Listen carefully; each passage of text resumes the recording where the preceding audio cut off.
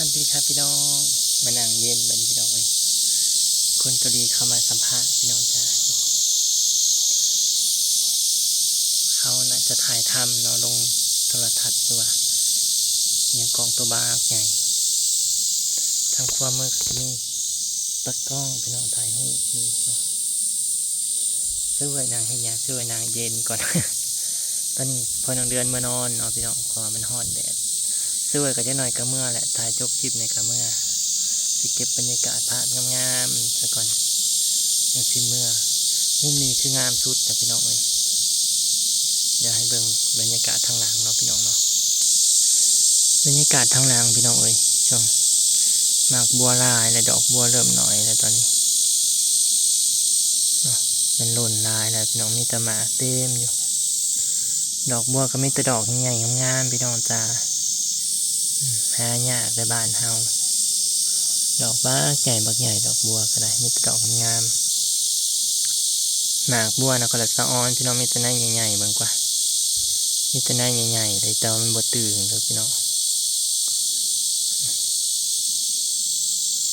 มันจะบดตื่นเนาะพี่น้องเนาะมันจะรีบแต่กะกินได้อยู่แซ่บอยู่ก็ละสะออนพี่น้องเลยดอกบัวนะมีแต่ดอกใหญ่งามก็ละสะออนแห้งบางกว่านะมีแต่ดอกงามๆเลยดอกกำลังร่นก็มีดอกกำลังบานก็มีดอกกำลังขึ้นก็มีเนาะดอกจูมก็มีหลายแบบดอกบัวก็ได้พี่น้องดอกสีขาวนั่นจะพูดน่ะบ่งามปานใดตอนแรกเกี่ยมันสิงามอย่างไปเบิ่งกีฬาพอก็เลยอย่างมาเนาะพี่น้องเนาะอย่างไปกับพระทองเลื่อนบรรยากาศทุ่งดอกบัวพี่น้องเลยงามขออนุญาตใส่คาตั้งกล้องเลยพี่น้องเพื่อถ่ายบรรยากาศให้เบิ่งอ้อมๆให้เบิ่งเนาะงามแห้งอะไรใหญ่งามสันได้เพลงกล้องให้เบิ่ง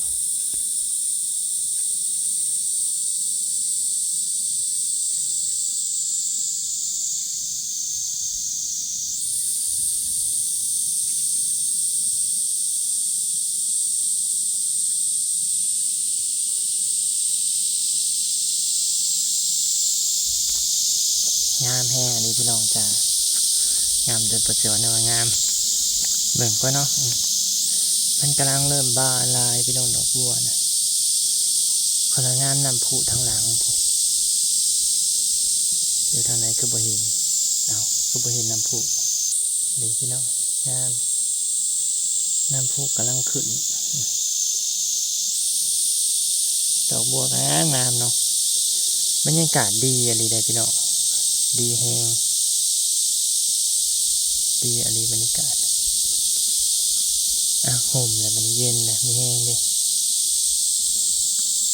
อยากไปยืนทางหลังเกาะเลยพี่น้องเนาะเดี๋ยวเสียได้แต่บ่มีมือเกาะมือไปย่างดอกเสวยบอกเขาเฟรมก็ได้เนาะเบิ่งบรรยากาศแทนได้กับฝาเบิ่งฝากชมเลยพี่น้องเด้อ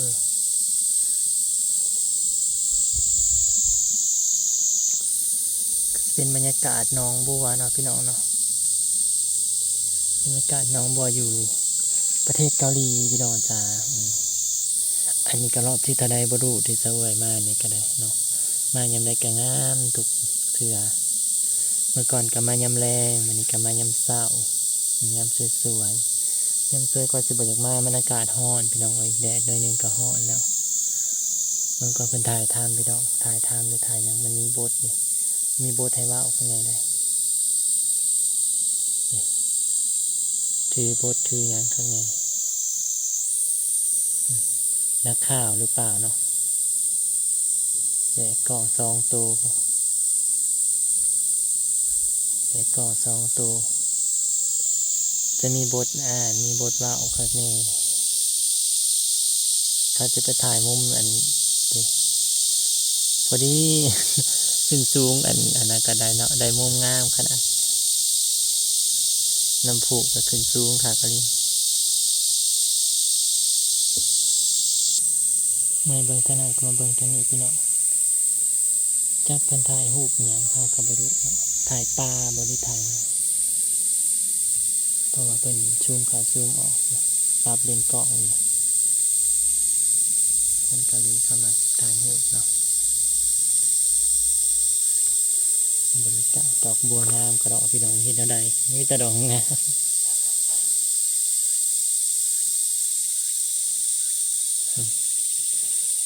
งามแฮงงามอันนี้พี่น้องมึงปะ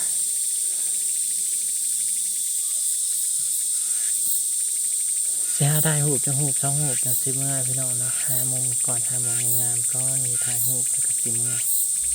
เพราะว่ามาพักผ่อนซะก่อนเมื่อยล้าเราจะพักผ่อนตัวคนเฮาเนาะต้องการพักผ่อนตอนนี้บ่ท่านได้อันนะดอกพี่น้องตอนนี้ให้การ10:30พี่น้องตอนนี้10:30ก็อากาศร้อน3 บ่าย 2 บ่าย 3บ้านเฮาเลยหน้าตากับแบบดำพี่น้องไว้แพ้ที่แพ้อากาศเนี่ยโอ้สภาพก็อยู่ถ่ายหูพนะว่าเป็นยังดอกถ่ายในได้จะถ่ายลงเป็นความทรงจำสิที่ไล่ขยะมันดอกบริต้องการงามพี่น้องที่ไล่ขยะมันมาไปเบิ่งกองหนาไปมีแห้งนี่พี่น้องลมพัดมีแห้งนี่มุมงามมันห่มแล้วมันบ่ตอบแสงสัก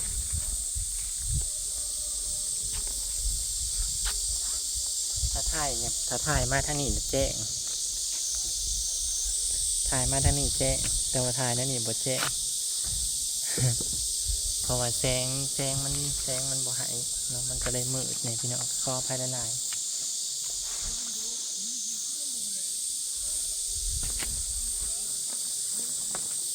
ตอนนี้เพิ่นมาถ่ายทำอยู่เนาะถ่ายลงโทรทัศน์อยู่พี่น้องเลยน้ำพุน้ำยังเนาะ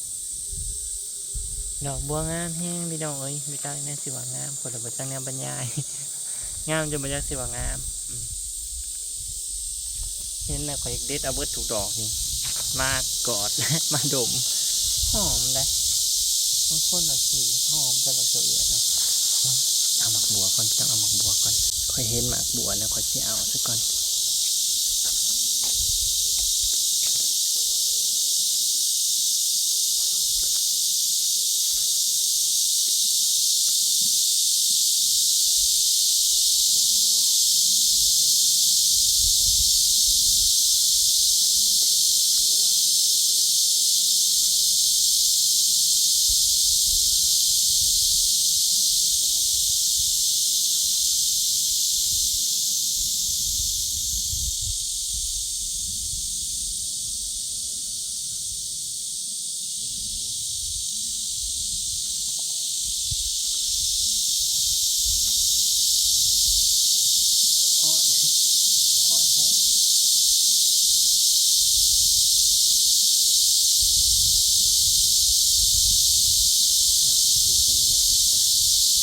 ไปนั่งชมบรรยากาศซะก่อนนั่งงามนั่งเบิ่งดอกบัวงามก่อน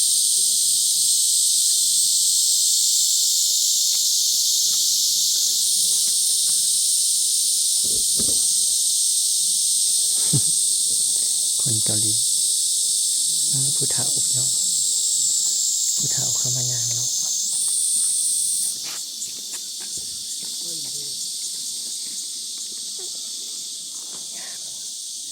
ถ่ายรูปจ้าเก็บไว้เป็นความทรงจำ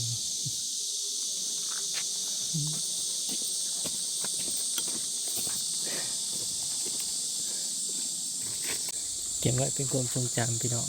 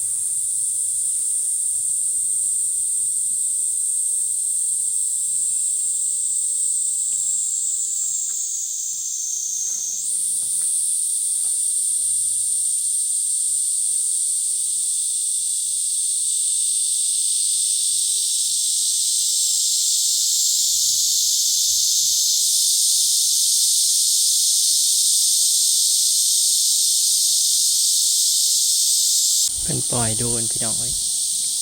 เพิ่นปล่อยโดรนบินเนาะเห็นปะนะปล่อยโดรนบิน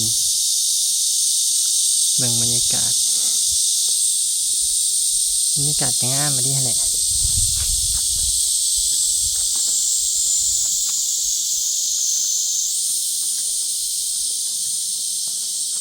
สิกลับเลยพี่น้องเอ้ยโอ้ยบ่ได้หูบงามๆซ้ำบ่เป็นหยังดอกบ่เป็นหยังดอกบ่ได้หูบงามก็ได้คอยหามุมบ่ได้ตอนนี้จะมุมใดมันอยู่นี่แหละมันอันน่ะจะหาจะไปถ่ายวางแดดๆพุ่นบ่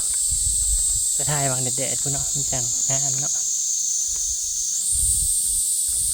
ถ่ายไปกับเมื่ออ๋อนี่มุมนี้ก็ได้นี่งามเลยมุมนี้ก็งามก็นี่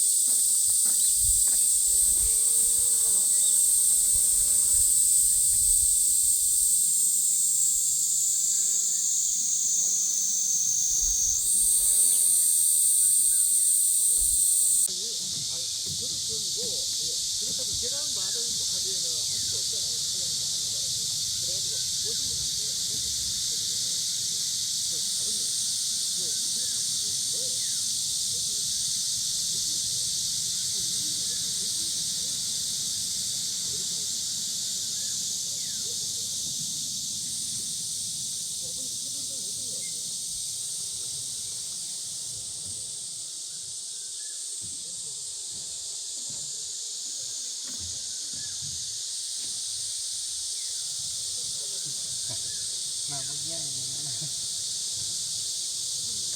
โอ้นอนเลยพี่น้องกลับก่อนโทรศัพท์ห่อนนะสิมาหานอนดีกว่าห่อนดิเพื่อสีถ่ายแล้วบรรยากาศงามดีเลยพี่น้องเดี๋ยวขึ้นเบิ่งบรรยากาศทางเทิงเสียเอามุมกว้างให้เบิ่งหน่อยหนึ่งเนาะก่อนกลับแดดแห่มาดิพี่น้องตอนมาแรกๆคือมันสิบแดดปะนี่แล้วจังหวะแดดกระเดกกระดอดแท้ห้อนจะเป็นมุมกว้างเนาะมุมถั่วเลยตัวนี้จะเห็นบรรทุกอย่างพี่น้องเลยต้องห้อนแห้งอะไรบ่ไหว้หายใจฝืดหายใจตันเข้ามาถ่ายลงโทรทัศน์ลงทีวีห้างกสิกลับไปแล้วห้อนแห้งอะไรบ่ไหว้เดี๋ยวจะเป็นหาหยิบพี่น้องเดี๋ยวแห้งเดี๋ยวรอเมื่อนะก็สีหอดอีกพี่น้องกสิเก็บบรรยากาศตรงนี้เดี๋ยวพี่น้องเด้อขอบคุณทุกกำลังใจพี่น้องเอ้ยคลิปนี้กาสีบางที่กสิภาคใส่น้ำเนาะพี่น้องเนาะมันจะมีเสียงภาคหรือเปล่ารอเบิ่งเพราะว่าเสื้อไทยแหละมันอยู่ใกล้โพดเปล่าบ่ได้ยิน